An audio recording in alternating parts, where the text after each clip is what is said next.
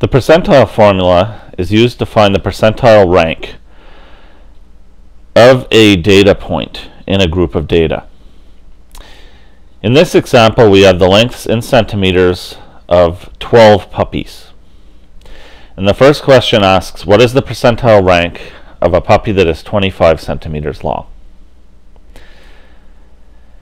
We have a formula with 4 variables. R100 is the percentile rank, and that is our unknown this time. N less than is the number of puppies that are less than 25 centimeters long. N equals is the number of puppies that are exactly 25 centimeters long, and NT stands for N total, and it is equal to the total number of puppies, which in this case is 12. When we fill in the formula, we have N less than of 6, because these 6 puppies are less than 25. And our N equals is replaced with a 1. Our N total is replaced with a 12. Using the rules of BEDMAS, we simplify this formula. First, a half times 1 is equal to 0.5. Then 6 plus 0.5 is equal to 6.5.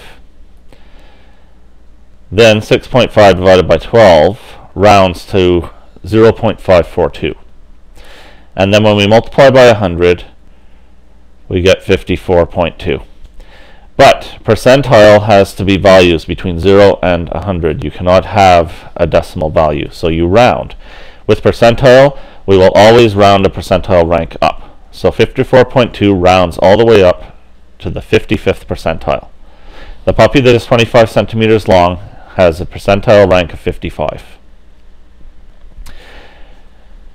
With any formula, you could be asked as many different types of question as there are variables. This formula has 4 variables, so you should be able to be asked for the percentile rank, or the N less than, or the N equals, or the N total. But in the course that I teach, the only other way we're ever asked a question with a percentile formula is when we are given the percentile rank, like we are in question 2, the percentile rank of 88. And we're asked which puppy has that percentile rank. This does an interesting thing to our formula, because this numerator, which looks very complicated, is simply the number of puppies less than the one we're talking about, and the number of puppies equal to the one we're talking about. We've seen this before, a combination of less than and equal. It is the symbol less than or equal to. So when we fill in our formula, we take the entire numerator and we replace it with just this new variable, N less than or equal to. The number of puppies that are less than or equal to this puppy we're talking about. We replace the R100 with the 88 that was given, and N total is still 12. There are still 12 puppies in the entire data set.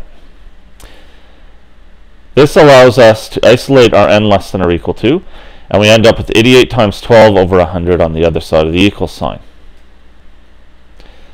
88 times 12 is 1056. And 1056 divided by 100 is 10.56. Here we have to do something interesting. Because a percentile rank is always rounded up, like we did in question 1, when we get our N less than or equal to, we always have to round it down. So even though 10.56 would normally round up to 11, we round it down to 10.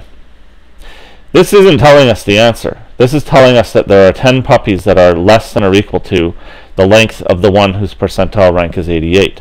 So let's find that one. If there are 10 less than, then here's the first, 22, 22, 23, 24. If we count up the first 10, the lowest 10 numbers, we end up with all the numbers below and equal to 28. Therefore, the puppy that has a percentile rank of 88 has those 10 less than or equal to its length. Therefore, it must be the puppy that is 30 centimeters long. And that's our answer. The 30 centimeter puppy is the one that has that percentile rank. In my statistics course, these are the only 2 ways a question can be asked that involves the percentile formula.